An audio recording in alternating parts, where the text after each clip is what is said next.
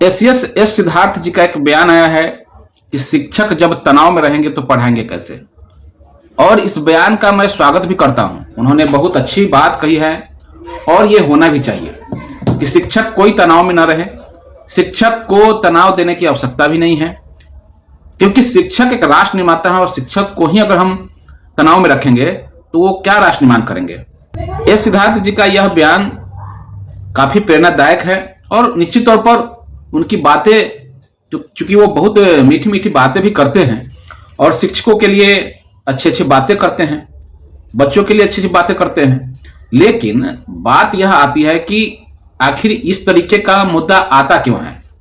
जब शिक्षक संगठन सभी लोग अपने स्तर से शिक्षा विभाग को जो भी परेशानियां हैं शिक्षक की, उसकी जानकारी समय समय से शिक्षा विभाग को दी जाती रही है, लेकिन शिक्षा विभाग शिक्षकों की समस्या को लेकर के ज्यादा सजग नहीं रहती है। शिक्षकों की समस्या को वो दूर करना ही नहीं चाहती है। अब देखिए, अगर देखा जाए तो जो शिक्षकों का ट्रांसफर पोस्टिंग का जो नियमावली आया था, उसके बाद देखिए कि किस तरीके से पूरे बिहार में शिक्षकों का विरोध उन्हें झेलना पड़ा। उपापो की स्थिति बन गई, अनुमंडल जिला बदल होने की बात हो गई।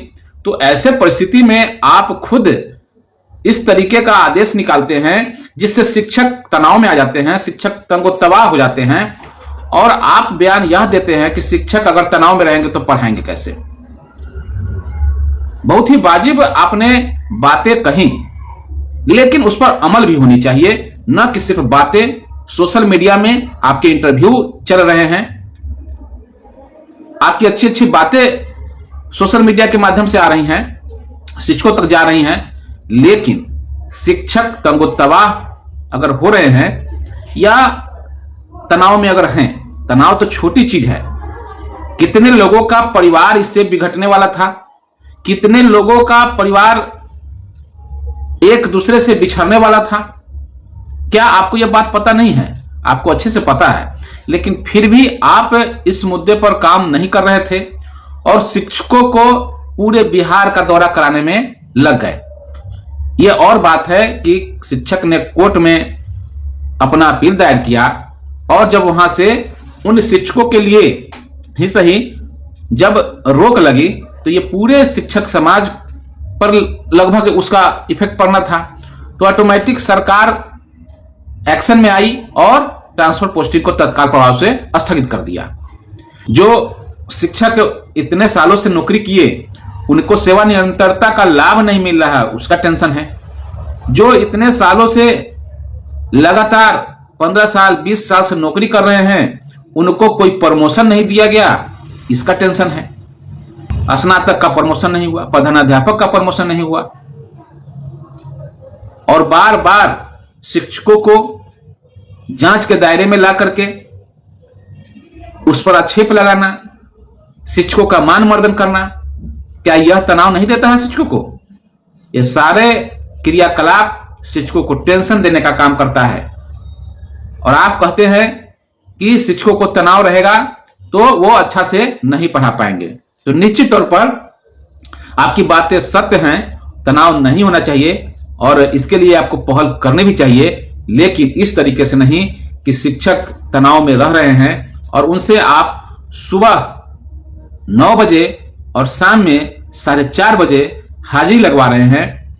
उसमें भी आपको बता दें कि लगभग 1 घंटे वो फालतू का स्कूलों में बैठना पड़ता है और बैठ करके आना पड़ता है।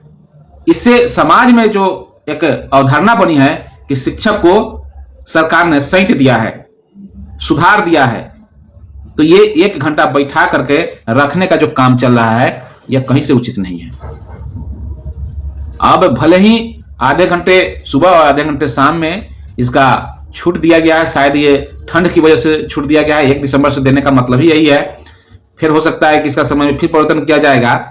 तो कहने का मतलब यह है कि यह परेशानी शिक्षकों के साथ हमेशा लगी हुई है और अब तो नई बातें उन्होंने कह दी है कि आउट करते समय, मतलब अब सुबह में लाइव फोटो तो देना ही पड़ता था, अब जिस समय विद्यालय को आउट करेंगे उस समय भी लाइव फोटो देना पड़ेगा। तो कहने का मतलब शिक्षकों को इससे तनाव नहीं होगा, इससे शिक्षकों का तनाव बढ़ने वाला नहीं है।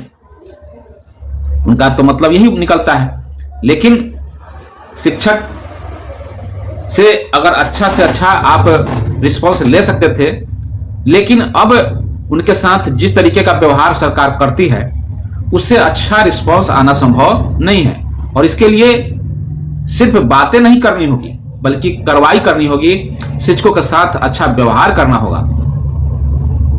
आपने देखा होगा कि किस तरीके से यूपी में शिक्षकों के लिए एक पत्र निर्गत हुआ। यहां पर बिहार में जब शिक्षक कहीं स्कूलों में जा रहे होते हैं, एक्सीडेंट हो जा रहे हैं, कई शिक्षक की मौत हो गई है। यूपी में जब इस तरह की बात घटना हुई, उसके बाद वहां की प्रशासन ने एक पत्र निर्गत किया, जिस पत्र में साफ तौर से लिखा कि जीवन अनमोल है और इसे आपको बचा कर रखने की आवश्यकता है। स्कूल आने की आपाधापी के चक्कर में आप अपना जीवन न गंवाएं।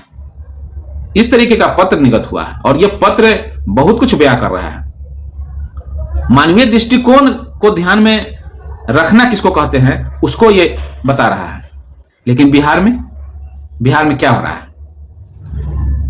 कई शिक्षक काल के गाल में समा गए, लेकिन मुख्यमंत्री जी के द्वारा, शिक्षा मंत्री जी के द्वारा एक शब्द उनके लिए, एक शोक संवेदना तक उन्होंने व्यक्त नहीं किया। ये क्या कहलाता है? ये सवाल आप लोग पर भी छोड़ के जाते हैं। अगर आप लोगों को वीडियो अच्छा लगे तो शेयर कीजिए, लाइक कीजिए और कमेंट के माध्यम से आप फीडबैक दीजिए। साथ ही साथ चैनल पर नए हैं तो चैनल को सब्सक्राइब कर लीजिए। धन्यवाद। जय हिंद, जय भारत, जय शिक्षक।